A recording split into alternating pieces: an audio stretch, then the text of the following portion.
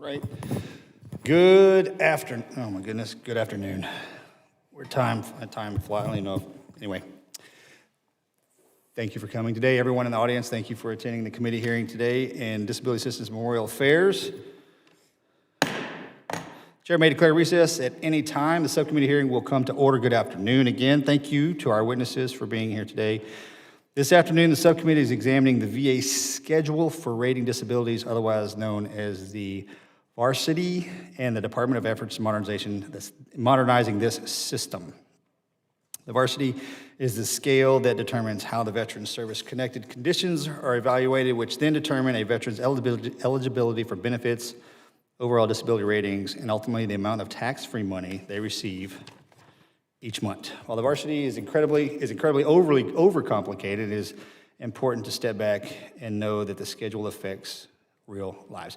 It allows VA to deliver compensation to veterans for their service-connected disabilities and ensure all veterans are evaluated at the same standard. Congress created the Varsity with a clear purpose to compensate veterans for the average impairment caused by their service-connected disabilities to their earnings capacity. The rating schedule was created in 1945. While parts of it have been updated over time, the overall framework remains unchanged. In 2007, VA Advisory Committee on Disability Compensation concluded that the rating schedule was outdated and recommended a full review of all 15 body systems. VA formally began the effort in 2009 with a plan to complete this work by 2016. 10 years later, VA has only completed a review of 11 body systems out of the total 15. According to the testimony provided in a Senate hearing last year, VA has now extended its timeline to 2026. Again, this is more than 10 years beyond the original goal. VA has made progress, but it is inconsistent thus far, in my personal opinion. The veterans of today deserve a system that evaluates their disabilities based on the medical evidence of today's medical practices. The respiratory, endocrine, musculoskeletal, and digestive systems have been updated in the past 10 years, but several important systems remain unfinished. The neurological, cardiovascular, and hematologic systems are still in various stages of review, despite many of these conditions being common and often complex. Mental health remains the most concerning. VA proposed updates to the mental health rating criteria in 2022, but those changes have not been finalized. As a result, one of the most heavily relied upon portions of the rating schedule continues to operate under criteria that many believe no longer reflects modern clinical understanding or the full scope of functional impairment that veterans experience. Just as important, VA has not undertaken a comprehensive review of the economic component of the rating schedule. That component is supposed to connect medical findings to loss of earning capacity. Without updating this, the system risks drifting further away from its statutory purpose of benefiting veterans.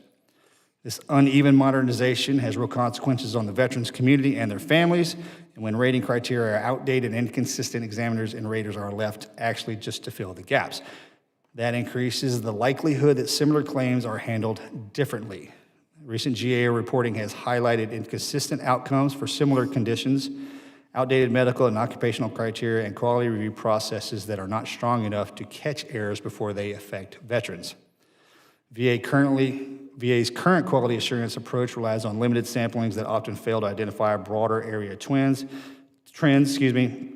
and too often problems are discovered only after decisions have already been issued, leading to rework, appeals, and additional delays. Systems matter, standards matter, and today oversight obviously matters. And I'll close with this. For veterans, the disability rating process is not an abstract policy exercise. It is often the moment when they sit across from the system and ask for help, sometimes years after they left the military. When the process feels outdated, inconsistent, or confusing, veterans do not lose confidence in a form or regulation. They lose confidence when they ask for help. Where will it be? Modernizing the rating schedule is not just about updating language or revising criteria. It's about trust. It is about ensuring that when a veteran raises their right hand and serves, the system they return to is worthy of that commitment. With that, I will yield to the ranking member.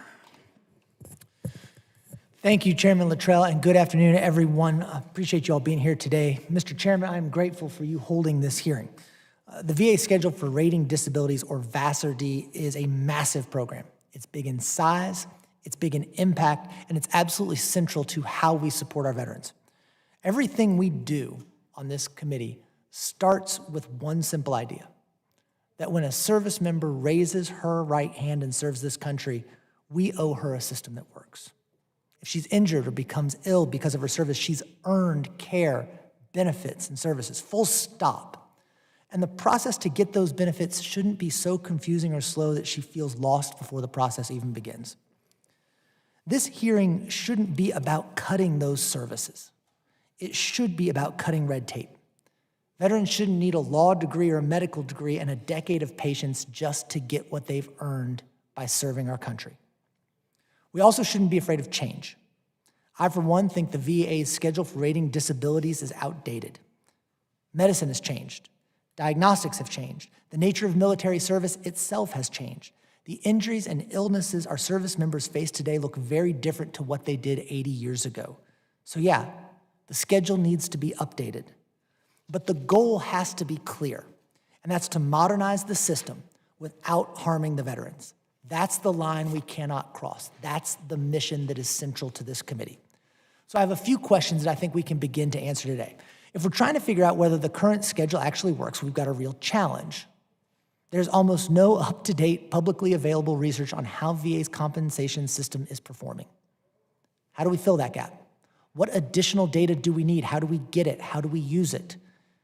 If today's hearing is about understanding the methodology VA is using to update this disability rating schedule, then I welcome that. Because across multiple administrations, VA's work on VASR-D has been a black box.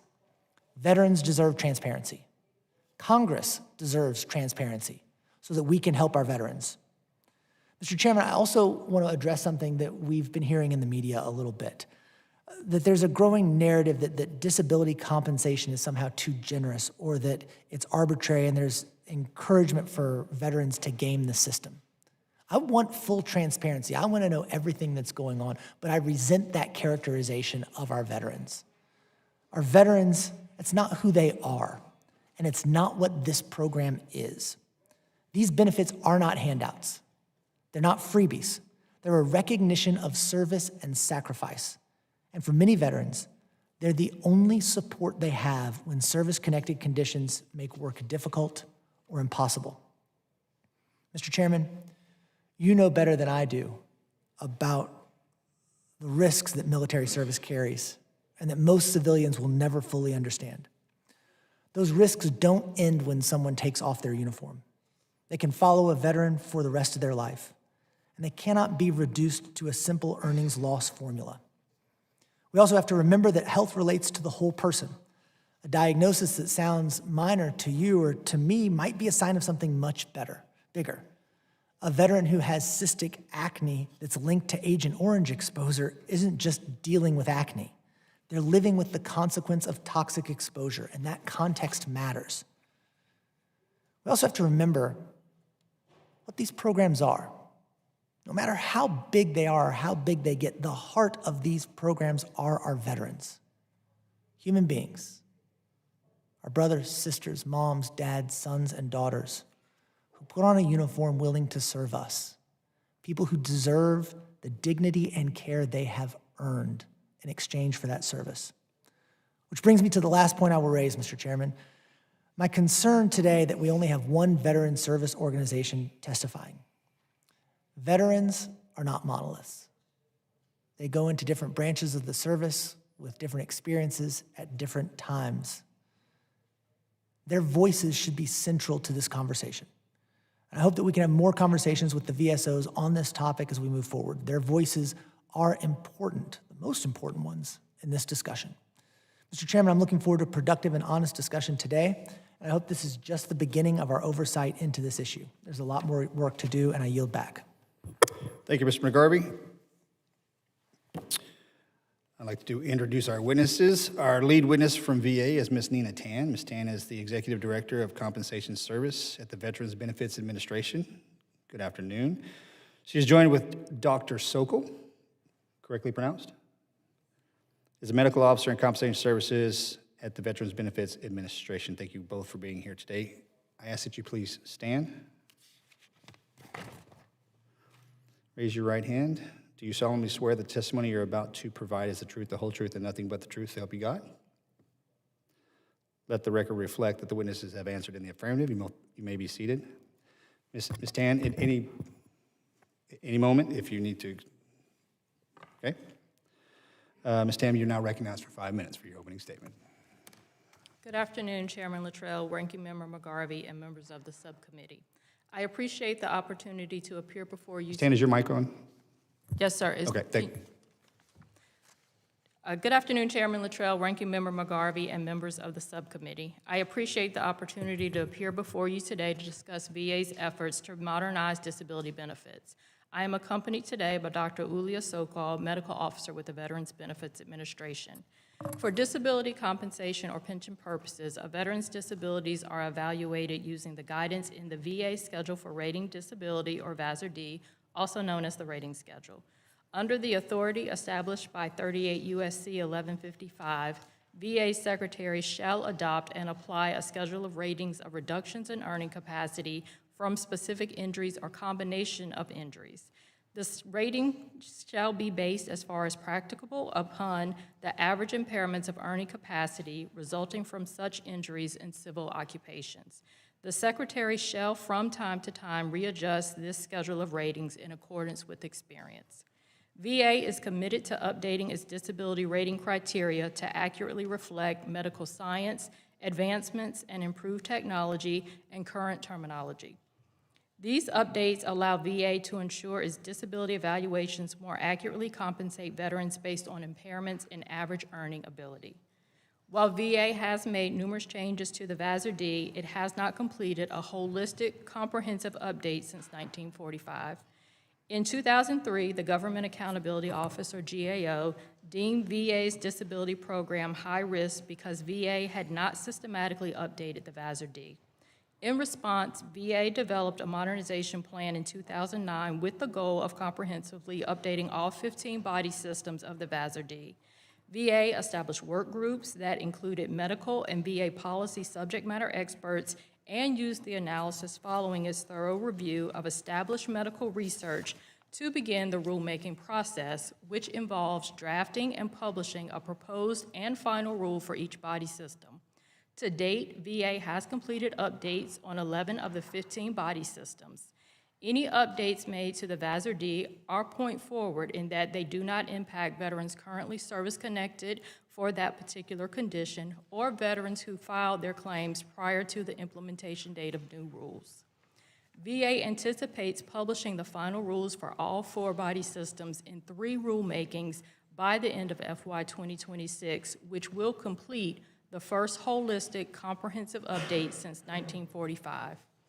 In 2019, VA established the VASR-D Program Management Office with a mission of revising the VASR-D through rulemaking, body system by body system, in staggered cycles of recurring reviews, as well as in response to GAO's high-risk recommendations. VA has successfully met 3 of the 5 high-risk categories identified by GAO and have partially met the remaining 2 as we continue the iterative process of ensuring alignment of the VASR-D evaluation criteria with medical, scientific, and technological advancements. The rulemaking process generally takes 2 to 5 years to complete, but can take longer due to the length and medical complexity of the VASR-D proposed updates. Updates to the VASR-D require coordination to implement required claims processing changes and to provide training and guidance to clinicians on the disability benefits questionnaires and to claims processors charged with correctly applying current disability evaluation criteria. Following the completion of the first holistic and comprehensive update to the VASR-D since 1945, VA will actively pursue opportunities to update the VASR-D. In our next phase, VA plans to continue updating the VASR-D with the evolution of medical, science, technology, and treatment modalities. While VA aims to update the schedule to simplify the claims process for veterans and to promote a fair, objective, and efficient process, VA will also standardize rating terminology, incorporate the effects of court decisions, and address contemporary claims processing issues to assist claims processors charged with delivering fair, efficient, and timely benefit decisions to veterans. VA is focused on completing the first holistic change and anticipates starting the next phase of this iterative process at the end of this fiscal year. In closing, VA remains committed to modernizing disability benefits by making continuous updates to the VASR-D. We thank the committee for your continued support of programs that serve the nation's veterans and look forward to working together to further enhance delivery of benefits and service to veterans. Mr. Chairman, this concludes my statement. My colleague and I are prepared to respond to any questions that you or other members of the subcommittee may have. Thank you, Ms. Tan. The written statement of Ms. Tan will be entered into the record. We'll now move to questioning. So just, I'm going to ask some clarification questions. By the end of 2026, all body systems will be complete, and this program will be completely buttoned up. This first holistic, comprehensive review of All the 15 body systems. All 15 body systems. In the fiscal year 2026. By the end of this fiscal year. Okay, that's great news. Good to hear that. Can you explain to me, and I can appreciate the complexities of this, why has this taken so long? Because I don't want to have to ask you this question at the end of 2026 of why we haven't completed it. So can you explain to me, and I understand when we're diving into the, to the mental health issue, and I know that that is almost impossible to figure out, right? Can you explain to me why the last three have taken so long, considering, and I won't put 1945 in there, just from the late 2019s to now. Sure. So we've actually been updating all along. We have focused in primarily, some of the most recent updates have been from 2017, but we have updates all the way back to 1994. What is an update? Update is through a final rule in which we are using updated medical evidence, science, technology to look at each of the body systems, as you mentioned, and we're looking at each of the diagnostic criteria that goes along with it. Where are we aggregating our data from? So we have a series of processes through our work groups and the development where we look at all sorts of data from the medical community, and Dr. Sokol can speak more about. Our medical community or outside the VA? So we use a combination. We look at published literature. We use resources from things like all the American, let's say American Heart Association, for example. We look at peer-reviewed literature, all sorts of data and information. We're bringing that internal to the VA system. Aggregated data outside and internal to the VA is all aggregated internal to the VA, correct? So when we establish a working group, we have a number of SMEs and clinical advisors, both in VA and outside of VA, and they look at current medical literature from those types of associations and things of that nature. So they're bringing all of that data in. And we do have clinicians, not only in VBA and compensation service and our MDO office, which you're familiar with, at VHA, and those are some of the sources who then look at the available data and evidence, and they pull that into the process. Where we currently sit with the advancements of machine learning and artificial intelligence. So we're open to exploring how we can bring technology into this process. I think we have a unique opportunity. We haven't done that yet? Not in the process of VASR-D modernization. But why not?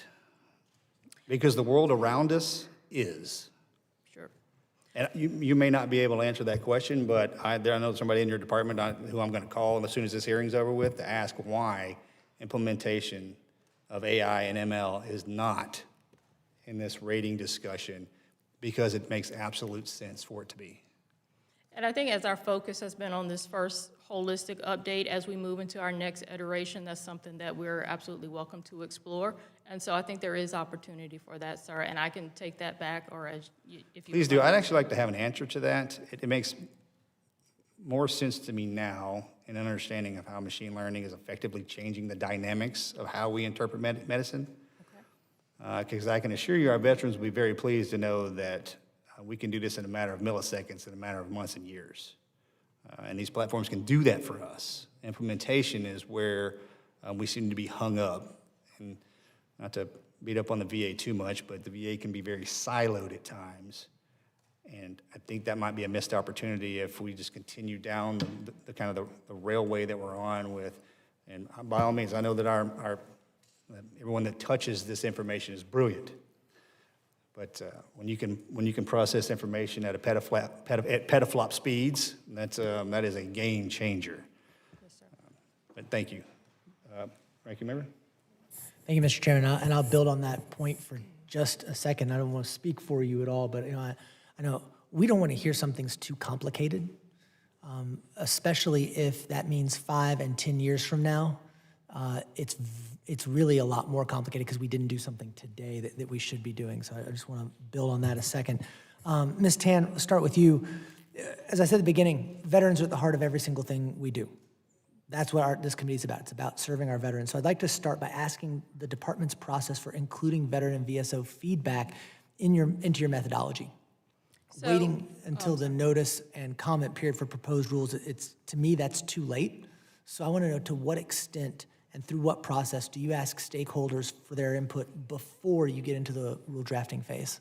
So we do follow the American Procedures Act, and within that, we do have limited opportunities which we can have what is considered ex parte conversation, so that we are not being unduly influenced or having more weight or access to more information for any group of stakeholders than others, so that we maintain transparency. So we do invite, through that required 60-day public comment period, as we invite anyone to provide input into that process.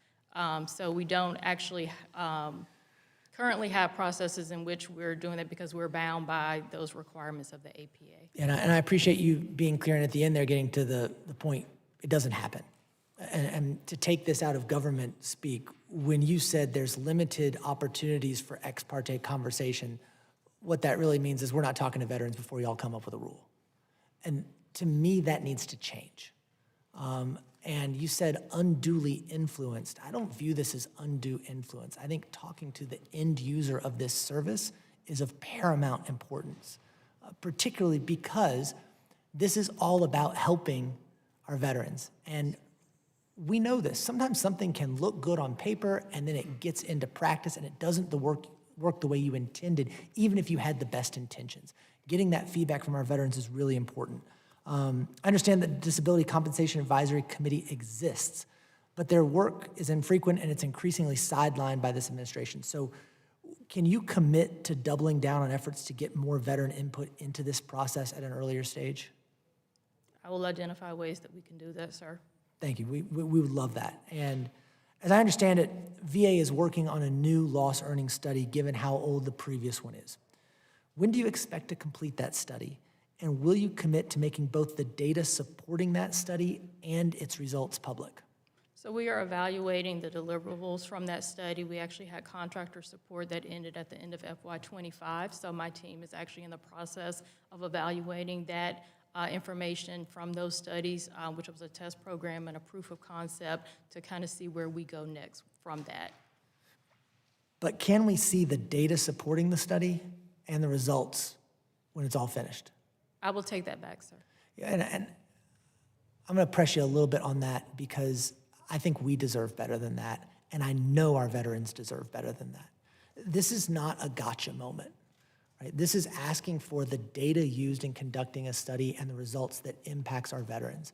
And we want to understand how we're coming up with these calculations that our veterans oftentimes depend on when they have been injured because of their military service and what that means for them. So it's really important for anyone to have that and for it to be a transparent, inclusive process so we know what's going on. So we're going to keep following up with you on that. It needs to be more than an answer, a throwaway answer in a committee of we'll take that back to somebody.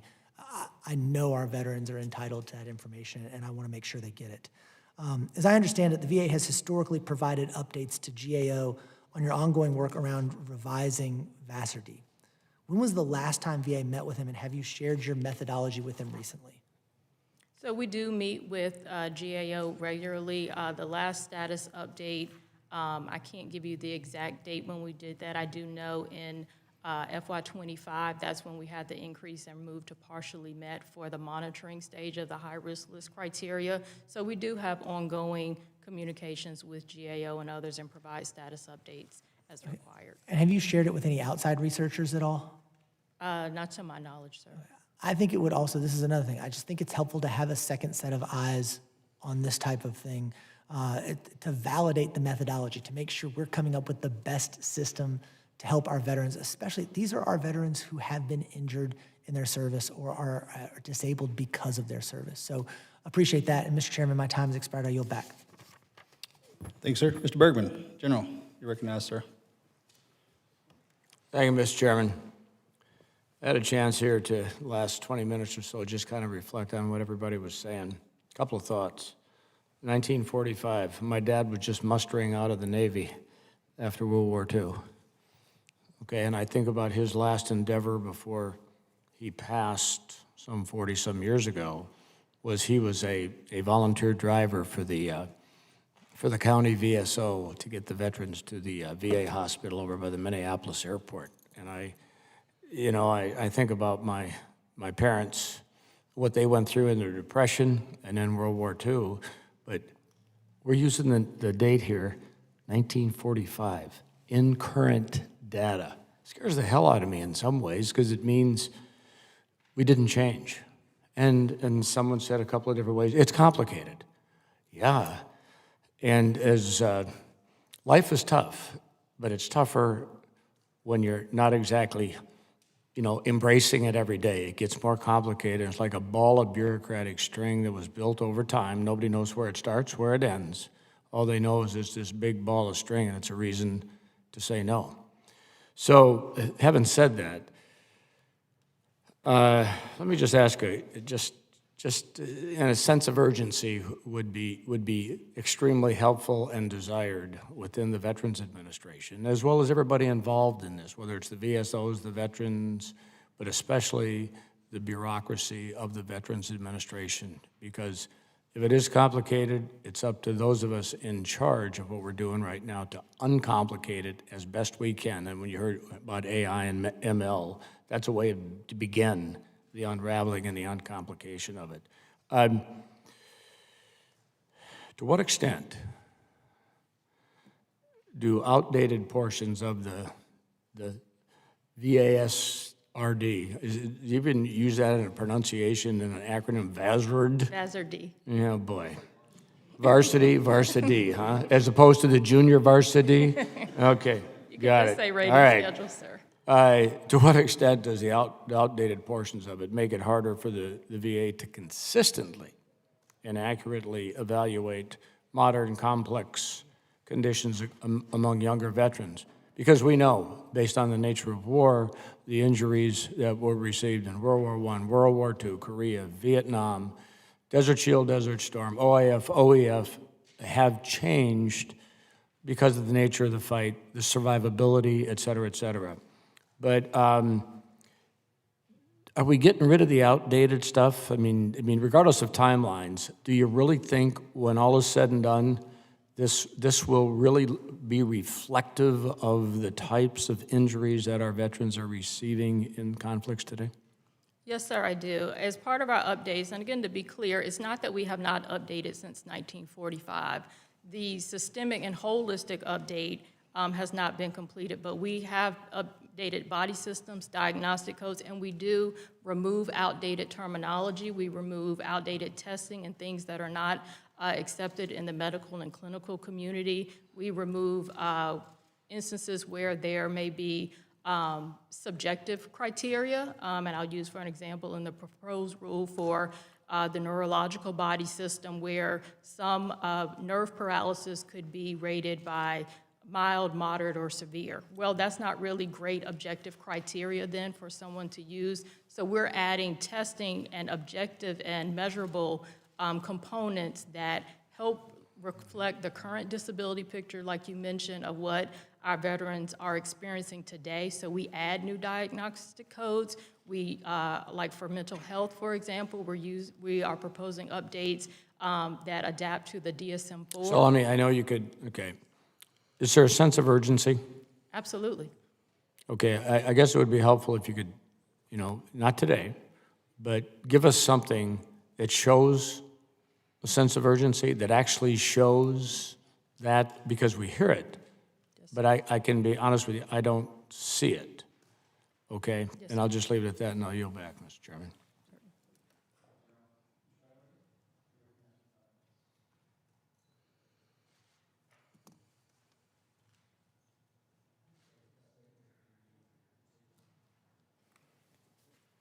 Thank you, Mr. Chairman, for holding this important hearing today, and thank you to the witnesses.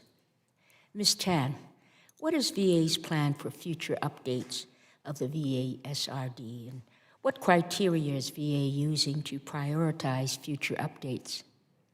Thank you for that question. So we're using the lessons learned from this first iteration and best practices. We are looking at ways to be more strategic in that. So we don't just necessarily want to take a look body system by body system, but where we have evidence and data that supports that we need to take another look. So some of that may come from studies and things such as our earnings loss studies. If we're able to use that, we'll use areas where we know in medical science that have changed and updated through technology and treatment modalities.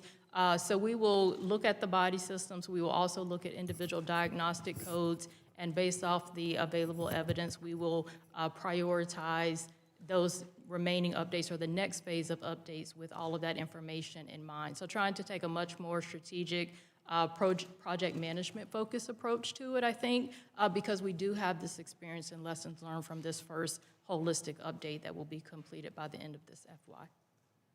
So, Ms. Tan, does VA have a project management plan or other document for that outlines goals, objectives, or a schedule for future updates? And if not, is there a timeline for VA to develop such a plan? So we do have a plan for the first iteration, which is coming to a close, as I mentioned before, and we are working on what that project management plan for the next iteration will look like, so that we do have schedules, milestones, and things like that to measure our progress and to make sure that we are following good project management principles for our future updates. Thank you, Mr. Chairman. I yield back the balance of my time. Thank you, ma'am. Mr. Self, sir, you're recognized for 5 minutes. Thank you, Mr. Chairman. I've just got some, some probably easy questions to answer. Why sleep apnea? Is that military related? So it can be, and for VA disability purposes, we look at disabilities that were incurred in or caused by or aggravated by military service. So if something started during military service, then we have a responsibility according to the law to service-connect sleep apnea for any residual disability based upon that. Really? Okay. How much of this, and I realize this is not VISN-driven, but how much of this is customization that's allowed amongst the different contractors? How much of that, because we see that, I see that often, we allow too much customization across the VA. So are you referring to our disability benefits Yeah, question? So we have criteria which must be supported by clinical findings and medical evidence. That is how much of that is customizable? So we do cut down on areas of free text, but we do need the doctor's observations. So we do, but we use testing, we use clinical criteria, and we look at the entire disability record, and we don't rest anything on just one single piece of evidence. There's a statement in here that more veterans are relying on disability. Is that actually true, or is that, do we see a growth in this? I don't have any evidence to support that more veterans are relying on this benefit. We do have veterans that are employed. Most veterans that we serve are actually employed in some part and gainfully employed in many situations. And would you just give me, and you may have already covered this, and you probably have, and I apologize if you have, give me a short dissertation on impairment, disability versus financial inability to earn. Why that distinction, and how's that working in all of this, this review that you're doing? This seems to me to be part of the crux of what we're asking here. So part of our evaluations, we look at occupational impairment and functional loss.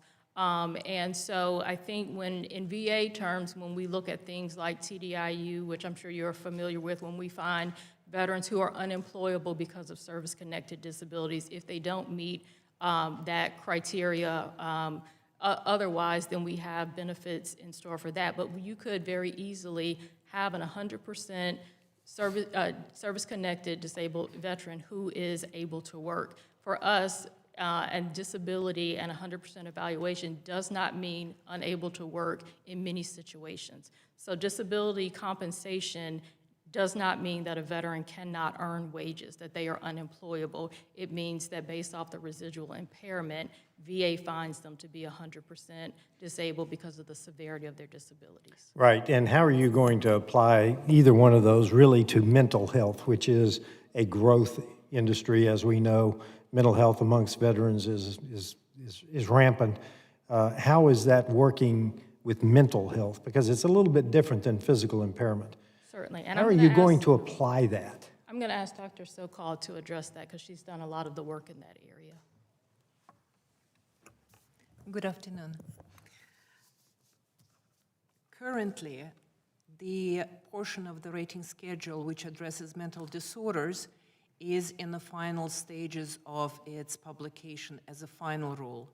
We did publish the proposed rule several years ago, which received overwhelmingly positive feedback from the veterans community, from clinicians, and that is because we adhered to the latest approach to assessing the functional impairment due to mental disorders, which is outlined in great detail in DSM-5, which is the governing document for all psychiatrists and clinical psychologists to assess the level of functional impairment due to mental disorders. And in this new portion of the rating schedule, we will be able to adequately address the level of functional impairment and corresponding occupationally significant disability. And we're looking forward to publishing it by the end of the fiscal year 2026. Okay, and real quickly, what has the toxic exposure law done to this examination, this review of your disability criteria? I will ask Ms. Tang to weigh in on this question, please. Just quickly, I'm out of time.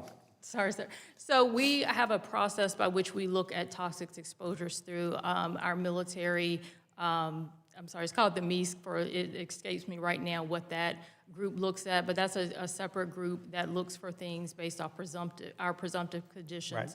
based off the codified requirement for that disease process. So we look at those slightly differently based off exposures and what the science and evidence shows based off that exposure data. And you've made my point, it's more complexity. I yield, Chairman. Thank you, Mr. Self.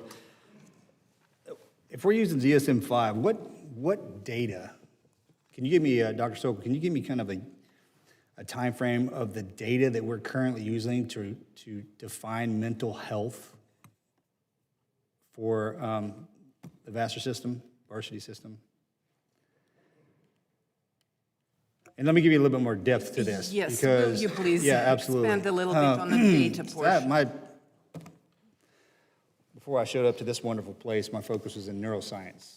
And one thing my professors told me when I was in grad school was that what you're going to learn today will not be correct in 5 years. And how were they right? So it's not more or less a concern because research is research, but are we about to do an implementation of information that is already outdated? Well, let me revisit DSM-5. DSM-5 is updated on average every 16 to 18 years. Great. There is that's a home run. great big committee which gathers all the data between the DSM publications, and the current DSM-5 was published in 2013, and it had introduced a lot of changes to the way we look at the functional impairment due to mental disorders. In 2013, a severe traumatic brain, there were 3 levels of traumatic brain injury in 2013, mild, medium, and severe. Well, That's it. Actually, the biggest introduction was the multidimensional approach to the way we look at the mental health and mental disability. And those multidimensional approach means that all of us are built the same way, and there are a certain number of domains of function, such as ability to interact with others, cognition, self-care, and so on and so forth. And that multidimensional approach, which was introduced based on a great deal of data by DSM-5, is the basis of our review of the VASR-D, VA Rating Schedule for Disability, mental disorders portion. And that will not be updated until the DSM-5 comes out with the DN. It will be updated by the end of FY26.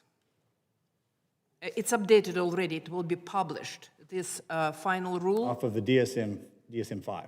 Yes, it's based on DSM-5, multidimensional approach. Which was 15 years ago? Somebody do the math on that. No, it was 2013? 13. It's 23 is 10 plus 1. Okay. That's concerning. Because how much more we know today will not be near as much as we know tomorrow when we're dealing with the beautiful mind that sits between our ears, which every single human being is different, which I'm sure you absolutely know. Ms. Tan, the end of 2020, do you have a date?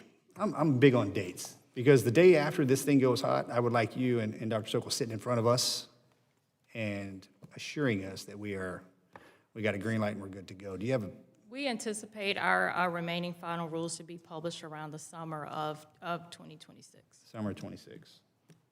And then we'll have time for implementation and an effective date, sir, beyond that. Summer of 26. Interesting. Okay. Mr. McGarvey, you good? General? Mr. Ridewagon, you have a question? You good? Yourself? Good to go? Okay, thank you very much for your testimony today. Thank you, and again, thank you for everything that you're doing for our veterans in the Department of Veterans Affairs. I like to say this every single time we have a hearing. The VA is a big machine. Everybody plays their role. And every morning that we wake up, every morning that you wake up, we absolutely know that who we're serving is our veterans, and we're here because of them. So thank you, and have a very blessed day. Yes, sir, thank you. Thank you. Thank you to for the this opportunity. Yes, ma'am. And once the first panel is up, panel number 2 may be seated.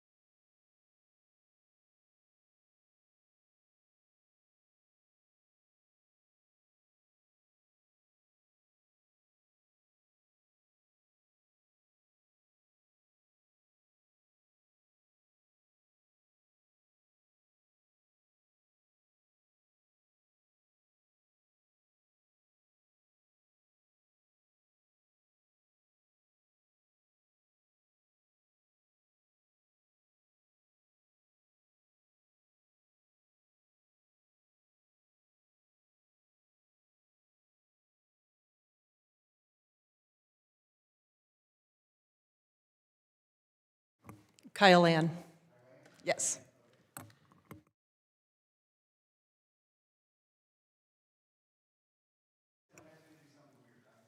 Armor, like the hot dogs. Yeah.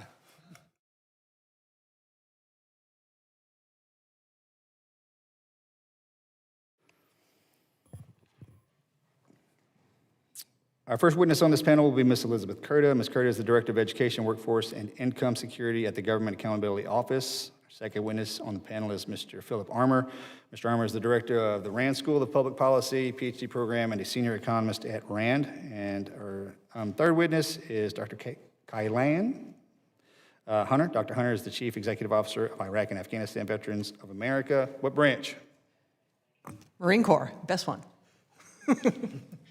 I feel like as a Navy guy, I should say something, but okay, thank you for your service. I would like to welcome the witness to our second panel, and the witness to say, please ask that you stand and raise your right hand. Do you solemnly swear that the testimony you're about to provide is the truth, the whole truth, and nothing but the truth, so help you God? Thank you. Let the record reflect that the witnesses have answered in the affirmative. Ms. Curda, you're now recognized for 5 minutes to deliver your opening testimony. Good afternoon, Chairman Luttrell, Ranking Member McGarvey, and members of the subcommittee. I'm pleased to discuss GAO's work on VA's efforts to update its disability rating schedule. When veterans file claims for disability compensation, VBA claims processors use the rating schedule to determine monthly compensation. VA's disability compensation program provides billions of dollars in benefits to millions of veterans and their families. VA must be able to make accurate decisions about the amount of compensation a veteran receives as a matter of fairness to veterans and to ensure the program is achieving its intended results. VA has struggled to stay current with needed updates to the rating schedule. In 2003, we designated VA's disability compensation program high risk, in part because its rating schedule did not fully reflect advances in medicine and technology and changes in the labor market that have occurred since 1945. VA is required to base its compensation decisions on the average loss in civilian earnings resulting from a veteran's service-connected disability, but it has never updated this information based on data-driven analysis. My testimony today discusses VA's progress on updating the medical and earnings loss information in the rating schedule, as well as remaining challenges. Medical information includes the types of disabling conditions that veterans may have, organized into the 15 body systems. Earnings loss information is the average decrease in expected earnings caused by those disabilities. VA has taken positive steps to improve the process for updating medical information.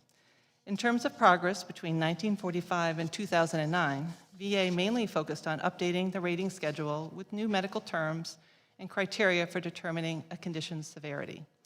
In 2009, VA embarked on an ambitious effort to comprehensively update both medical and earnings loss information. These changes included establishing an office to plan and oversee these efforts. VA has also begun making plans for a 10-year cycle for updating the medical information to more systematically consider advances in the evaluation and treatment of medical conditions. Since 2009, VA has completed updates to the medical information for 11 of 15 body systems. And after years of fits and starts, VA has also begun testing its own earnings loss studies. VA is testing how the department could produce earnings loss data and update the rating schedule with this information. However, VA still faces challenges keeping its rating schedule up to date. It is yet to complete comprehensive revisions for 4 body systems. VA's attempts to revise some of these systems have been going on for years. In addition, information about how veterans' disabilities affect earnings loss remain a major gap.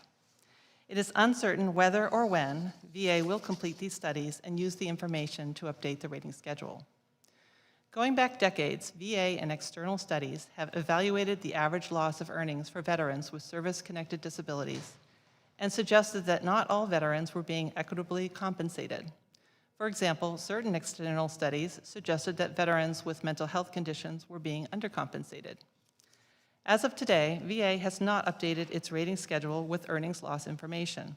Consequently, ratings determinations for all earnings loss calculations remain based on information from over 8 decades ago.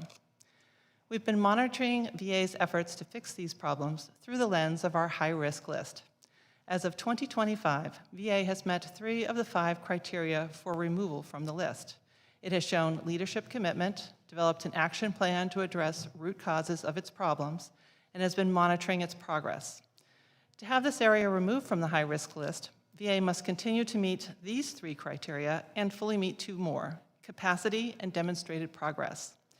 Capacity involves things like identifying and applying the resources needed to implement its plans, and demonstrated progress means VA is accomplishing its goals and objectives for updating the rating schedule. Ultimately, without a rating schedule that fully reflects present-day medicine and changes in the labor market since 1945, VA may overcompensate some veterans while undercompensating others. This concludes my prepared statement, and I'm happy to address your questions. The written statement from Ms. Curdy will be entered into the record. Mr. Armour, you're now recognized for 5 minutes. Chairman Luttrell, Ranking Member McGarvey, and members of the committee, thank you for your invitation to testify. As a labor economist, I research how health conditions impact individuals' ability to earn income and on the design of disability programs. Today, I will focus on 4 points related to the economic effects of disability and describe implications for VA disability compensation. By statute, VADC benefits consider veterans' earning losses from service-connected disabilities, not just a medical rating of impairment severity. The most recently published VA-commissioned earning loss study was in 2008. Although there have been more recent studies, none of these studies have incorporated modern disability research findings, specifically how different elements of disability programs can independently impact earnings. Evidence from other programs shows that cash and non-cash disability benefits do directly affect earnings, but no research exists on how VA's programs impact today's veterans' earnings. Updated earnings loss studies that incorporate research on today's veterans would inform more accurate disability ratings. Alternatively, a move toward individualized disability determinations could also increase accuracy and eliminate the need for detailed earnings loss studies, but would require statutory changes. To zoom out, in disability studies, there is a distinction between impairment and disability. Physical or mental conditions can lead to impairment, a reduction in the functioning of a body system or structure, which can be diagnosed by medical professionals. Disability, however, relates to how these conditions lead to limitations to societal participation. And for many disability programs in the US, there's a focus on how impairments lead to work disability, specifically reduced earnings capacity. Unlike with impairments, evaluating work disability requires consideration of the economic consequences of health conditions, and thus requires collaboration between medical and labor force experts. VA disability compensation is aptly named. By statute, a veteran with a service-connected health condition receives a rating that, quoting here, shall be based upon the average impairments of earning capacity resulting from such injuries in civil occupations. Given the statutory requirement, VA has commissioned studies to estimate how service-connected health conditions translate into average earnings losses. In general, these studies compare earnings of veterans with service-connected ratings with earnings of otherwise similar non-veterans or veterans without ratings. But there are 2 issues facing the state of VA earnings loss studies. First, to be relevant, earnings loss studies need to reflect the current employment environment. However, the last published study relied on data from at least 20 years ago. Since then, there have been substantial changes in medical treatments, veteran disability evaluation, and the labor market, such as, for example, substantial increases in remote work. Furthermore, a rated health condition is rated because of its impact on earnings capacity, but the rating then facilitates access to VADC benefits and additional VA programs. How participation in VA programs affects the earnings of veterans is largely unknown. Yet since the publication of the last earnings loss study, research on the causal impacts of other disability programs has proliferated. Specifically, there's now strong evidence on how the benefits in those programs have direct effects on earnings. For example, recent evidence indicates that low-cost sharing healthcare access and targeted vocational rehabilitation benefits, similar to benefits offered by the VA, can facilitate return to work and higher earnings. Not accounting for these program-induced earnings increases would make average earnings losses appear less severe, but only due to the success of the programs. But other programs are different than VAs and serve different populations. And the field of disability research also tells us that program details matter and that different populations respond differently. These other findings are suggestive of potential VA effects, but are not conclusive. Because we do not have a clear understanding of the relationship among VADC, other VA programs, and veterans' earnings, we have limited ability to evaluate these programs' effectiveness, and thus limited ability to estimate earnings losses from service-connected work disability. Other disability programs also offer potential alternatives to the average earnings loss approach. The VADC statute reflects a concept known as disability-based average justice, or the notion that individuals with similar levels of disability should receive the same rating and the same compensation. Most other disability systems take an individual justice approach to at least disability determination, where an applicant's disability is rated based on the impacts of their health condition on their own earnings capacity, not on the average work disability. Regardless of the conceptual framework, recent research from Social Security and workers' compensation programs can provide insight into how the impact of VA programs on earnings could be incorporated into the current average justice framework or on how VADC could implement an average justice framework. Yet these other programs serve distinct populations, so additional research with and insights from today's veterans are essential to ensure an accurately implemented VADC program. Thank you for your time, and I look forward to your questions. The written statement for Mr. Armour will be entered into the hearing record. Dr. Hunter, you're now recognized for 5 minutes. Chairman Luttrell, Ranking Member McGarvey, and members of the subcommittee, thank you for the opportunity to testify today. Iraq and Afghanistan Veterans of America is dedicated to improving the lives of post-9/11 veterans, and it is an honor to speak on their behalf today. But it is also concerning that at today's hearing, there is only one veteran organization represented. This despite the fact that veterans who engage with the VASRD are not a monolith, and there are several voices not in this room, including those that have directly worked with veterans to navigate the benefit process. And I hope in future conversations, we can include more veteran voices. Modernization should be done with us, not merely on our behalf. Veterans Affairs is currently undertaking a process of modernizing the VASRD, attempting to reflect both the realities of injuries experienced by service members and advancement in medical science. The modern veteran population faces conditions and occupational realities that were not examined in many of the previous efforts. For example, traumatic brain injuries, toxic exposure, military sexual trauma, and complex mental health disorders are central to the post-9/11 veteran experience and have a significant impact on veteran quality of life and long-term employment outcomes. Current modernization efforts to be undertaken by the VA include earning loss studies to incorporate data on how service-connected conditions affect veterans' earning capacity and to align compensation with functional impairment and labor market realities. However, there remains virtually no transparency into how these studies are being conducted and whether or not they truly reflect the complete reality of the veteran experience. Earning loss studies may provide us useful data, but are in an incomplete lens to view the problem. For example, the Congressional Budget Office study on disability compensation focused only on male veterans, despite the fact that when this study was conducted, women made up the fastest growing group of veterans. And we do have significant evidence to show that women veterans, even when fully employed, have different earnings than their male peers. As a representative of the generation that has seen the largest increase in women's service, this shows why it is critical that veteran voices are included at the table to ensure fulsome and essential studies. And while the VASRD shares some similarities to other disability compensation programs, there are fundamental differences between veteran and civilian populations. Military service impacts the human body physically and mentally in ways that few civilian occupations ever will. From high physical risk occupations to repeated exposures to toxic substances, to increased risks for interpersonal harmful behaviors, and to having little control over where one lives, military service comes with inherent health risks. VASRD is one way that the country recognizes and compensates the individuals who volunteered and accepted these risks on behalf of the American people. This system also exists in a unique legal framework shaped by the Ferris Doctrine, which prevents service members from suing the federal government for injuries incurred during military services. Because veterans cannot legally seek tort damages for pain and suffering or loss of quality of life, disability compensation often also serves as not just income replacement, but redress for harms incurred while choosing to serve one's country. Many service-connected conditions, such as chronic pain, migraines, PTSD, sleep disorders, may not immediately remove a veteran from the workforce, but still impose real lifelong impairments that merit compensation. Veteran service organizations for decades have been advocating to include lagging quality of life indicators in disability compensation calculations, and that total compensation should look not just at the ability of veterans to be employed, but the compound and long-term medical impacts of service-connected illnesses and injuries. New research is also showing that quality of life indicators may be uniquely impactful to veterans and may exacerbate existing employment challenges. VASRD as a program is also not just an investment in those that served, but an investment in our long-term national security. Veteran care after service is still a strong recruitment tool for military service, which requires the public trust.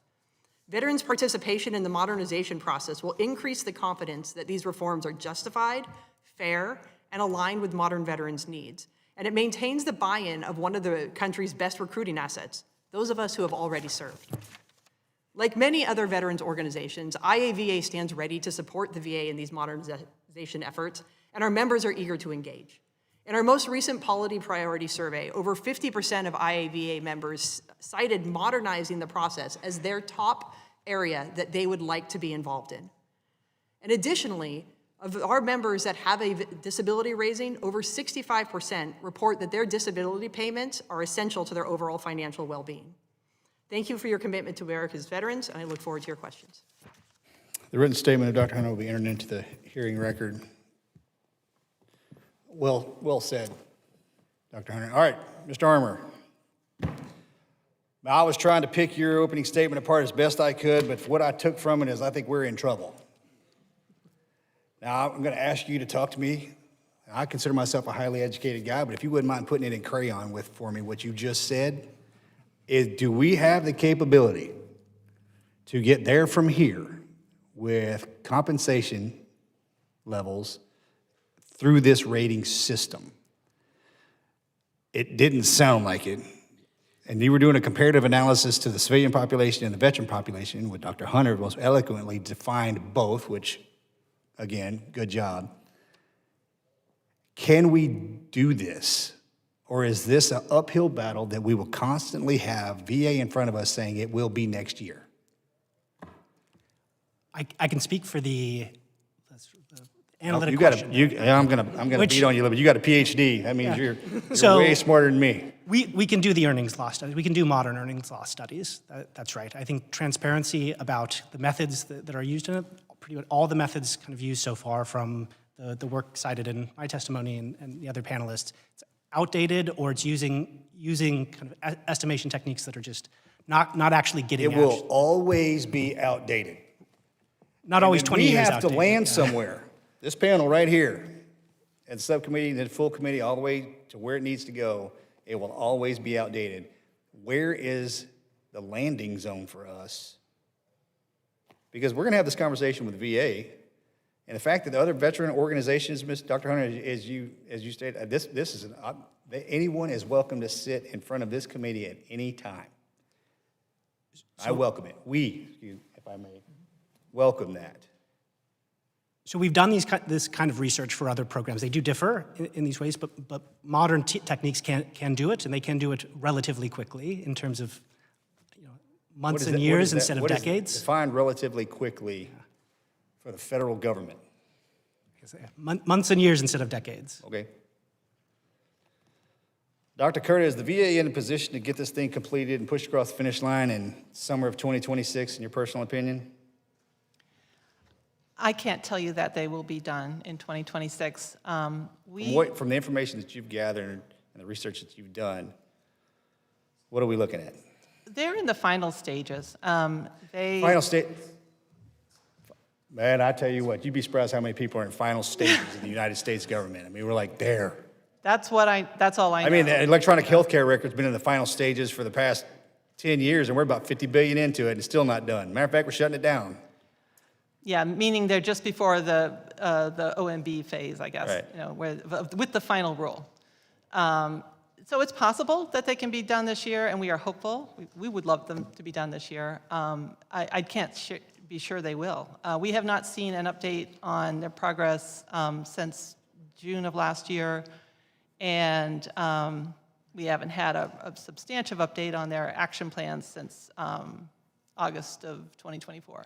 I'd be interested to know how, once the 15 body systems, the rescheduling is complete, we have the 15 body systems that we consider, okay, how do we continue to update that at a pace that stays relevant to science and medicine? Mr. Armour, you got something for that? You're a doctor, aren't you? PhD, but yeah. Again, I think we can do these analyses much faster. We have the Man, I capacity tell you for what, it. Data access is the biggest issue, I think, right now. Analysis to application is the death of this place. You know how many, look at around in the walls, everybody wants to write about something. We have to touch human bodies. I mean, I'm so sick and tired of that. I'm not beating up on you. I'm talking out loud for the world to hear this. How do we stay relevant?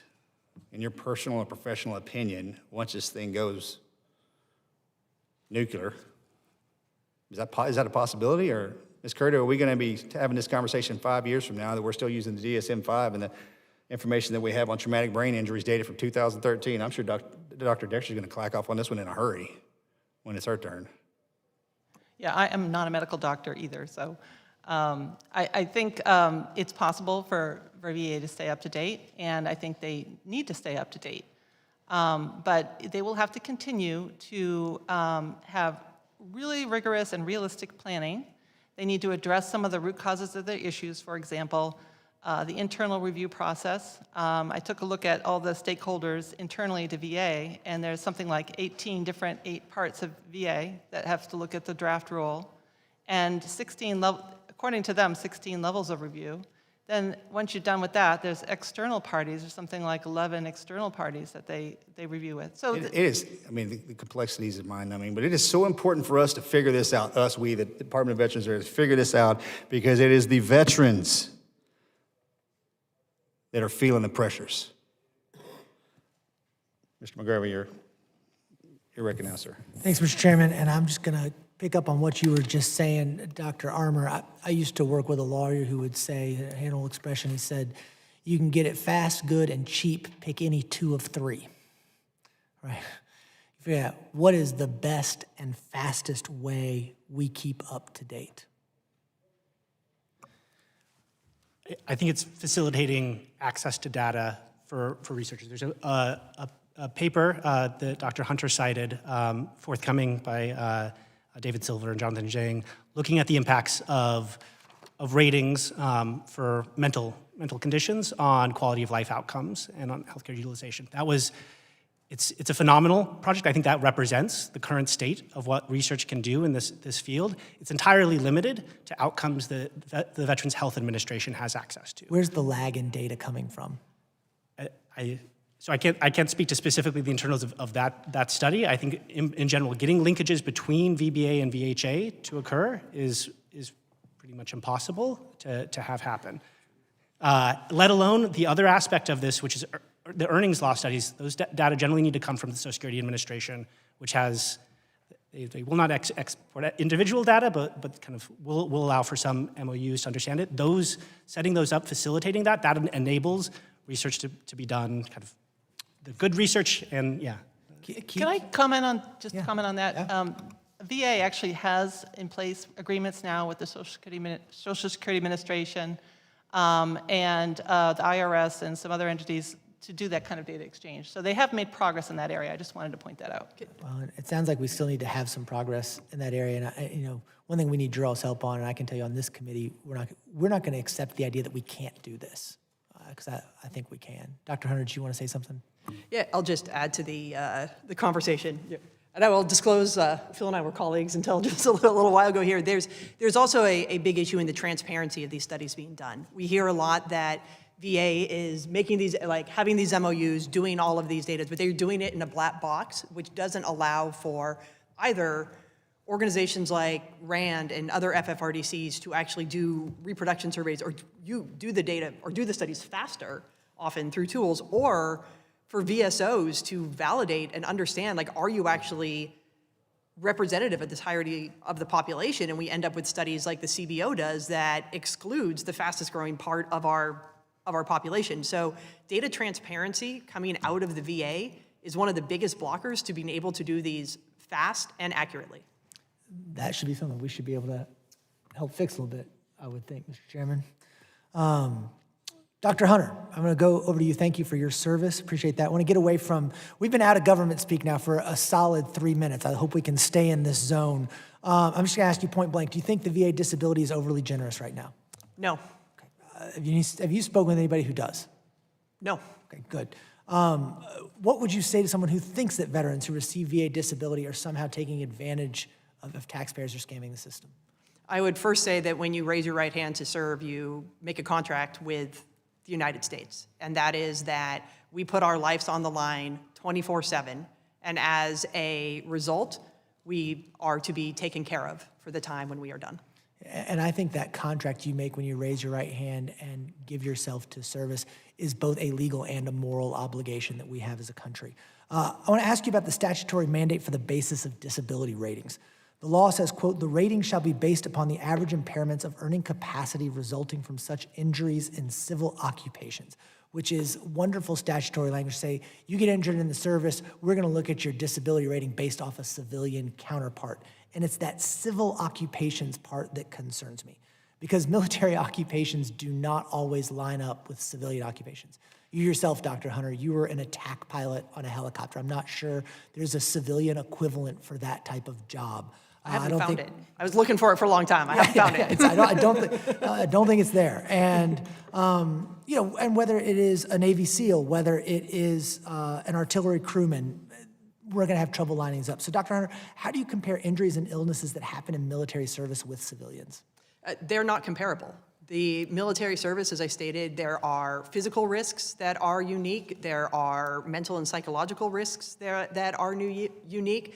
There are environmental risks that are unique. And one of the biggest areas of sort of divergence between the civilian and military occupations is that military service members have very little to no control over where they spend their time, what environmental factors might be around them, what they are exposed to, the types of injuries they may receive. And so a lot of the research that is done on the civilian side also includes some opt-in, right? Some buy-in to whatever career path they choose to be in terms of how those calculations are done.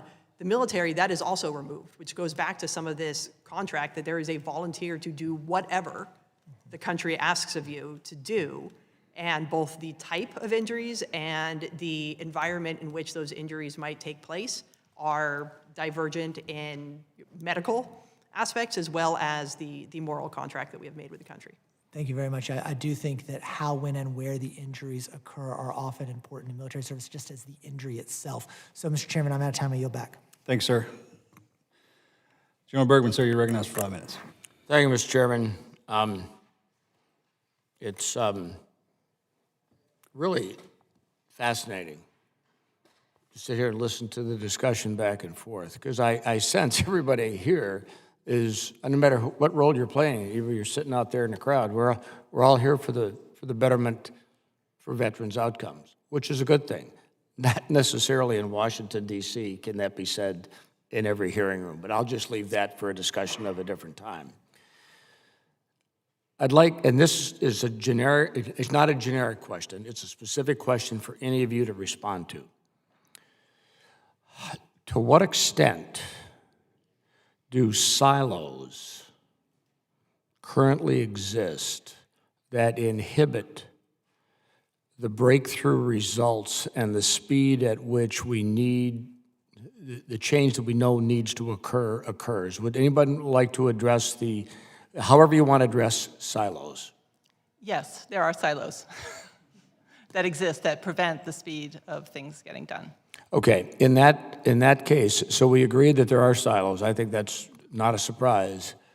Is the level of understanding of that those silos exist, let's say within the Veterans Administration, to acknowledge they exist and then deal with the fact that, do they need to exist? Is it additive in a positive way for the outcomes? Because sometimes we have to work to get things done, but if we work too long in a silo, we don't share the information. So as the Veterans Administration looks at their reorganization of the VISNs, which was just announced in the last month or so, do you believe that a part of being able to speed up the process here towards positive results, it would be a positive effect to however it's done, break down, re-wicker, whatever you want to call the silos? Sir, I'll answer that one, and I'll answer it both from now as a CEO of a veteran organization and someone who was a public policy researcher before coming into this role. Absolutely, and particularly breaking down the silo between the VA and veterans in this research. One of the things I learned very early on doing public policy research is that numbers are all great and fine in the spreadsheet, but the rubber meets the road when you engage the population that whatever you are researching is going to be impacting. And so breaking down that silo, it'll allow information to get to the VA faster about the reality of what is happening to veterans rather than waiting 10 years of the study. Talk to us, ask us, we can tell you that very quickly, as well as allow for a more robust and rapid updating of the system to meet the realities. We talk a lot and we hear in the news all the time that warfare and the type of modern warfare is expanding at this exponential rate. We have, whether it's advancements in technologies or the change in the type of enemies that we have. And if the VA remains siloed and cut off doing their research and not interacting with those who most recently served, there is always going to be this lag. We are always going to be playing catch up and saying, oh yeah, well, next time we'll deal with this injury. Next time we'll look into this body system. Next time we'll figure this out.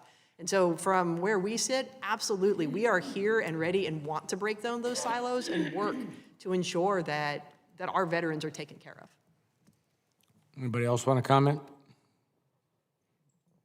Okay, that's right. Silences, you don't want to comment. Okay. So along with the silos, what can we do from your perspective as a committee to advance the increase in transparency? Because once you've got the silos broken down, how do you set the environment where now, if you're working on this project, we're all working, but there's that transparency of data exchange. Any thoughts? Well, I think certainly hearings like this are a great way to make situations at VA more transparent and having testimony. I think encouraging the agency to be forthcoming and transparent with information with GAO, for example. We have had a good dialogue with them in the past number of years as we've been monitoring their progress on the high-risk issue. But sometimes the information has to go through extensive levels of clearance and takes a lot of time to get to us. And we just would prefer to have a more give and take kind of relationship on these things, because we think that would help give us an opportunity to respond to them sooner and help keep things from going off track. Okay, thank you. Mr. Chairman, thank you. I see I'm over my time. I yield back. Dr. Morrison, you're recognized for 5 minutes. Thank you, Mr. Chair. I want to thank you and the ranking member for holding this hearing today. And I want to thank our witnesses for being here to testify too. I'm also glad there is bipartisan agreement that the VA schedule for rating disability should be modernized, and it is essential that we get this right. We need to require transparency from VA and a process that incorporates feedback from medical experts, economists, and of course, veterans themselves. My late father-in-law was an Army Ranger and received disability compensation for the injuries he sustained in combat. We know that so much has changed since veterans like my father-in-law served, both in terms of the nature of military service as well as significant advances in medical research and treatment. We know more than ever, we know more about the effects of military service on veterans' physical and mental health, and it's critical that we put this data as well as veterans' experience to use as we tackle this important issue. Dr. Hunter, I want to begin with you. As you noted, women are the fastest growing group of veterans. According to VA, women made up about 4% of the veteran population in 2000. By 2040, VA expects that number to increase to 18%. What should VA be doing to incorporate data that accurately accounts for the increasing population of women veterans? When we look at women veterans, and particularly for this topic, in particular, there's two areas that need to be done. One is ensuring that when we are looking at the actual impacts of certain injuries, illnesses, and exposures, that women are part of the clinical studies to understand what the impairments actually are. There is a long history of medical research excluding women, and so we are basing women's conditions off of what men have experienced. And we know that women aren't just little men in this regard. So actually doing the clinical studies to understand the impact on women is essential. And when we're looking at earnings loss statements as well, women need to be considered in the workforce aspect of this. We look at a lot of conditions that may triple or almost quadruple impact women if we look at things like reproductive health care issues that are connected to service-related conditions and what that does to workforce engagement. We also have a whole host of new issues since women have been involved in ground combat of the musculoskeletal systems that have not been studied. And so we cannot make accurate determinations without knowing that, and which is why, again, the veteran community stands here willing and wanting to be involved. I appreciate that, and thank you for bringing reproductive health care and its impacts into it. As an OBGYN myself, I think that's critically important. Dr. Hunter, in your testimony, you mentioned that post-9/11 veterans are more likely than previous generations to endure experiences that contribute to diagnosed mental health disorders, both from the psychological and physiological perspective. Traumatic brain injury, toxic exposure, and military sexual trauma are all factors that have to be considered to meet the needs of the modern-day veteran population. As we continue to learn more about these various forms of trauma, how these various forms of trauma affect a veteran's quality of life and economic prospects, what role do veteran service organizations have to play in ensuring the needs of the veteran are reflected in any proposed changes to the rating schedule? Thank you so much for bringing up the mental health side of this too. And I think VSOs have 3 or 4 big areas that we play. One is we are the frontline touch points with veterans. As IAVA, we conduct multiple surveys a year to understand the experiences in closer to real time than any of these VA studies can be done. And so if we want to know how this is impacting people, we can tell you. We actually have that data. When we talk about data sharing and transparency, we can get it to you in a much faster way. Additionally, one of the big parts of this is that VSOs engage with veterans who may not be in the VA system. When VA is doing their studies, they have a huge bias that we haven't even talked about, of the fact that when they are looking at outcomes, they are looking most often at people who are already part of the VHA system. Part of what we want to do is catch that wherever it is between 20 and 50%, depending on what study you read, of veterans who are outside of the system, and we are the conduit to those people. We are the conduit to the people that is actually the hardest to get the data on, which is important. And then third, we are a trusted agent. There has been historic, through all of the scandals and all of the reporting, the VA has been all over the place in how much the veteran community actually trusts them. VSOs are often more trusted organizations, and we can serve a role in helping the VA build that trust back in the veteran population through collaborative work. Thank you so much. Oh, so many more questions, but I see my time has expired. One more? Thank you, Mr. Chair. Thank you, Mr. Chairman. I want to thank the witnesses for appearing today. Ms. Curda, does GAO believe that VA is still treating this rating schedule updating overhaul as a project instead of a program? I'm not sure I understood your question. Does GAO believe that VA is still treating this rating schedule updating overhaul as a project instead of a program? No, they're treating it like a program. They have a program office that they've established. They've staffed it mostly. And those staff have been, promulgating the regulations to provide the medical updates. They have also been working on the earnings loss studies. So how does the schedule influence the claims processing workload? And do you believe that the lack of updates is causing issues within VBA when it comes to claims processing? No, I don't think it really affects the claims processing. Down the road, if they change the regulations, it will have an impact. They'll have to make updates to a lot of the training and all the inputs that go into the process so that it's up to date and in line with the regulations. I think the impact is more along the lines of the equity issues we've been discussing today, where outdated information might lead some veterans to be overcompensated and others to be undercompensated. I mean, if you're just strictly on an earnings loss basis. Yeah. So, Mr. Armour, when researchers evaluate the impact of veterans' benefits, what challenges exist in isolating the effects of a single benefit when many veterans are accessing multiple programs at the same time? There's a lot of challenges with that. That's actually a fundamental concern here, is that we don't have a sense of why some veterans access certain programs at different times, and thus the impacts that program participation in those programs has. So it's very difficult to tease apart, for these earnings losses. Was it vocational rehabilitation, the VR&E services that went into it? Was it kind of the access to VA healthcare being priority group 1 through 3 that had an impact, or is it just fundamentally the health condition itself improved? These are all things that are, from the data alone, are quite challenging because we just don't have an evidence base on the impacts of these programs, or also like how benefits themselves sort into using them. So I guess I'd leave it at that. Thank you, Mr. Chairman. I yield back the balance of my time. Thank you, ma'am. Dr. Dexter, you're recognized for 5 minutes.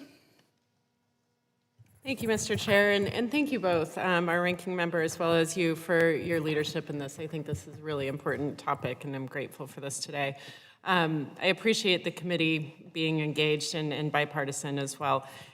This is unique in Congress to have folks who are aligned, so thanks. To our witnesses, thank you also for your service as well as being here today. As a physician, I strongly believe that disability rating schedules must be data-driven, medically sound, comprehensive, and centered on veterans' lived experiences. So certainly need to include women in those studies as well as many other conditions. I'll just share, as a medical student and then as a medical resident in the early 2000s, 30 years after the Vietnam War, I cared for patients in the VA system with complex and poorly understood symptoms. Over time, research made clear that many of these conditions were linked to Agent Orange exposure, something that many of the veterans expressed suspicion of, but felt very, we'll say, gaslit these days. We weren't saying that then, but not trusted. The frustration, the betrayal, the despair I saw, so many veterans experience left an impression. It also showed how long it can take for science to catch up to exposure impacts and why ongoing monitoring and research are essential. So as a pulmonologist, the lungs in particular are uniquely vulnerable. They're the only organ continuously exposed to the outside world without any protective barrier, unless we put something on. Toxic exposures are constantly evolving, as we know on this committee, which means our understanding of their long-term health impacts must evolve as well. So first, for Mr. Armour, you noted, or Dr. Armour, sorry, you noted that the last VA Commission's RAND studies were conducted more than 20 years ago, before much of our current understanding of toxic exposure, PTSD, and traumatic brain injury were available. From your perspective, what are the most important next steps to ensure veterans are benefiting from the most up-to-date science when disability rating schedules are reviewed and updated? I mean, just updating those earnings loss studies, and in particular, like bringing in kind of the things, the issues that we've observed from other disability programs to address. Like, I think those modern techniques. Yeah. And just to follow up on that, that is sufficient, you think, for the science to catch up as well? So I'll speak as an economist on what the economic angle would be sufficient. Okay. I think that would check that box, but I'm not a physician. No, of course, and obviously it's an unfair question for many of you. I'll just state that we need to have ongoing evaluation and iterative evaluation of our medical information in the same way that I hear you arguing for economic information. The second question, I'm proud that my bipartisan bill to strengthen the Veterans Readiness and Employment Program, the VR&E Act, with a lot of support from people here past both the House and Senate, and I'm continuing to work to better support VR&E counselors. Mr. Armour, can you speak to the role of rigorous research in evaluating and strengthening VR&E and what this program can tell us about earnings losses associated with service-connected disabilities? I can tell you, I think there's tremendous potential to learn those things. I think the current state of research on it is such that it's very difficult to identify the causal impact of those services. That there are, there's the VR&E longitudinal study is one sort of study that's been going on for a stretch of time, but again, it's sort of a study that doesn't use modern methods in comparing kind of people who did get services versus those who didn't, and the subsequent outcomes. So I think that there are ways in which there's a lot of potential to find out for whom it's working, and what those impacts are. We just don't have that evidence base right now. Very good. Not good, but obviously you've expressed the need for implementing change to how we collect data. And so, Dr. Hunter, Disability rating decisions must be grounded in sound medical evidence. Proposals to lower disability ratings based on whether a condition is treated raise serious concerns for me. Take obstructive sleep apnea as an example. When untreated, it can worsen hypertension, heart failure, and significantly increase risk of heart attack and stroke. Trying to lower ratings to treatment could discourage veterans from seeking care, which puts their health at risk and may ultimately cost more for the VA, as well as cost of productive life years for those veterans. Dr. Hunter, from a veteran's perspective, can you speak to the concerns around lowering disability ratings based on treatment status? Yeah, so in addition to what you mentioned about it potentially discouraging veterans from getting care, there is also the very real thing that we need to look at about treatment for veterans who may not live close to VA systems. Like I'm out in the West as are you, and for me, I get all of my care at the VA, and I often have to travel 3.5 to 5 hours, depending on the weather conditions, to get some specialized care. If we say, well, you're getting care, you're not getting compensation, the other thing that we have to look at is how does that remove people from the workplace? What is the added stress and time and hardship that is put on an individual, which is something that needs to be looked at as the total overall compensation, and we don't want to say we are correcting one issue and making a bigger problem, which is why these updated studies need to be done. Additionally, what it doesn't take into effect is the long-term impacting quality of life issues that arise even if a condition is considered treated. There still is often a lagging quality of life indicator, and I actually encourage the committee to encourage the VA to look at studies coming out of Australia and Canada and Israel where they actually include verified quality of life measures into their veterans disability compensation programs that have had had results of actually improving workplace outcomes through addressing the fact that there were initial quality of life concerns, and just through the redress payments from those, you end up having much better long-term economic outcomes as well. Thank you. I appreciate your patience. Yes, ma'am. Mr. Self, you're recognized for 5 minutes, sir. Thank you, Mr. Chairman. Ms. Curta, I was very curious that the management of disability compensation claims has been on your high-risk list since 2003. And yet you said that August of 24, January, February, and June of 25, you got a lot of input. Can you estimate how much of the advances they've made happened since August of 24? Just a rough estimate. That I can't tell you much. I would say it's not true that's the first time we've heard from them. We actually have been talking to them pretty frequently since about 2019. But we saw progress more in more recent years. It took a while. We went through a process of deciding, okay, what are the root causes of these issues? VA came up with root causes. They developed an action plan to address those root causes. The first version was more like a list of stuff we've done. It wasn't a plan. So then they had to go back to the drawing board and come up with a plan that had milestones and goals, and it ended up being something we thought was an actionable plan, and they had something they could monitor the progress against. So it's been a multi-year effort, and it hasn't all been since 24.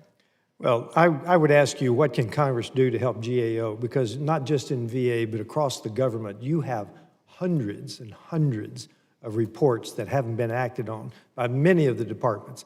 So I think Congress ought to be looking at GAO, how we help you to get things implemented. Now, let's go back to your 5 criteria for removing them from the GAO high-risk list. They've met leadership commitment, action plan, and monitoring. Less so in capacity, which is basically resources. It's not capacity, it's resources, and demonstrated progress. Well, we've got a saying in Texas, when you look at the 3 that they've met, they're still fixing to do something. Yes. So they haven't done, logistics is everything. If they haven't provided the resources for the capacity to do it, then they're not going to demonstrate progress. So I think this is a very telling chart that you've given us, that they really need to do something now that they've made the commitment, apparently. And And then, Dr. Armour, you talked about individual versus average justice. You spent a lot of time on that with the Social Security. Now, Social Security Administration supposedly has outdated computers, old coding, and yet you basically said that the Social Security Administration does a far better job individualizing plans. Can you kind of talk to that? So I'll say historically, Social Security has been very welcoming to the research community in allowing us to conduct research on how the disability determination process works and at sort of which stage. They contract with states to actually administer the first stage of it, but for each kind of level of that, they've shared a lot of their earnings data, their benefit data, and we've provided over the years like a lot of strong results on kind of every stage of their determination process, sort of how it works, and that's allowed them to make various policy decisions to provide that feedback back to that determination process. They've also engaged in a lot of national academies of science, engineering, medicine panels to update their own listings. Well, that's not really my question, because you get a very individualized plan from Social Security Administration. These are your earnings. This is your disability. It's pretty detailed, and it's individualized. And yet you say that VA uses average justice sort of model.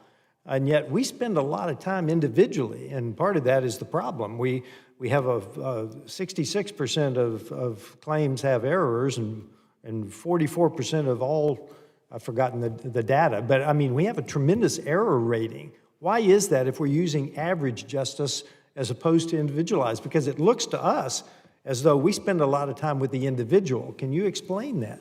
I can speak to how Social Security does this and how they separate the determination process into two steps. One is a listing of impairments. These are conditions that are sort of severe enough that through medical evidence alone can determine that there's a disability. So there's like that, and they have an all or nothing determination as well, is another thing that makes Social Security a little clearer. But then if there is not that listing of that level of severity, then it's an individualized assessment that they have, and it's a residual. It's trying to estimate functional capacity at that individual level, and so they've done spelling things out for the things that can be easily spelled out, and then having an individual assessment where they see people's earnings leading up to it. They have physicians comment not just on the medical component, but on the functional capacity component, and then they have a lot of oversight of that particular process. Okay. So they've split apart that decision instead of trying to schedule everything. Thank you very much. I think that's something we might do a deeper dive on. Chairman, I yield back. Thank you, Mr. Self. Go ahead. Thank you, Mr. Chairman. I just want a couple of quick follow-up questions. Ms. Carter, earlier I asked VA if they would commit to sharing their methodology with you. Would you be receptive to that? Absolutely. Perfect. And beyond sharing methods and data, is there anything more that you would ask of VA to better provide oversight, accountability, and quality assurance in this rating schedule? Just quicker turnarounds on things when we ask for information, just instead of having to wait a long time for clearances and stuff, just get it to us. If it exists, they should be able to provide it. Thank you. And one common theme between the first panel and between you all seem to be these silos of information. These silos are terrible things that I think are hurting our veterans. They are holding information and keeping it from people who need it when it should be shared. It should be transparent.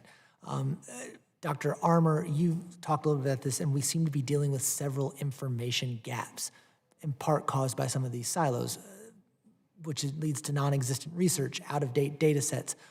What other sorts of basic research need to happen?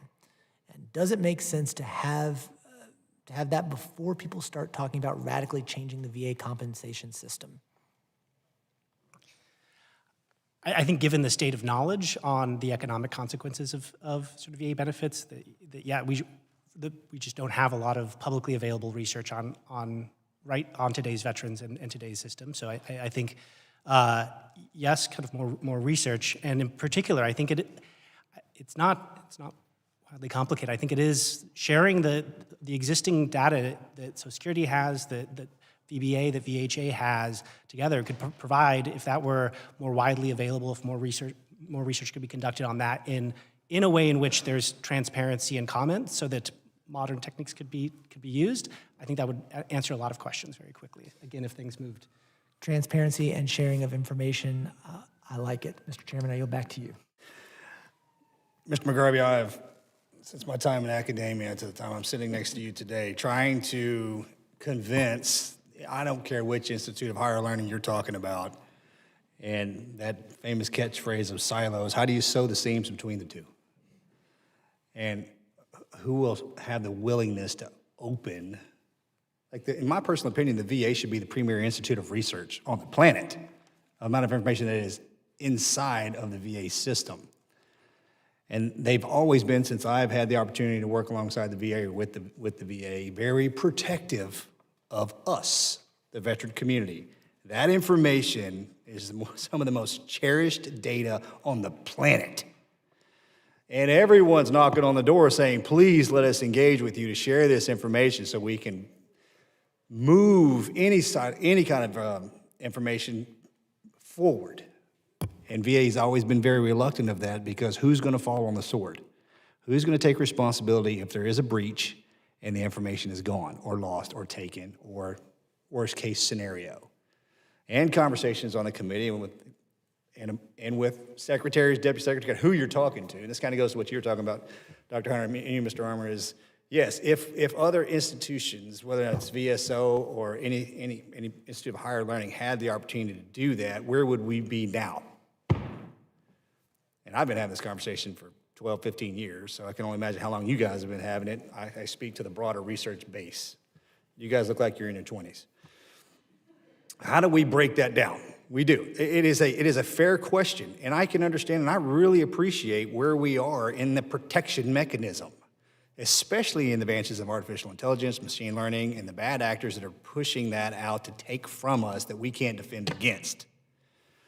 As we incorporate machine learning, language models into this data to find these answers, at what point, this is a fair question to ask, at what point do we find the answers to solve the issues of the brain? What if we have the ability to get rid of sleep apnea or tinnitus or the varying degrees of heart disease and exposures from being in combat? Where do we sit then? Do we ask the veterans like, hey, we're going to give you this and everything's going to be okay? Or do we grandfather it in and we move forward into the next generation? These are discussions we're going to have. You'd be pleasantly surprised how challenging those discussions are going to be.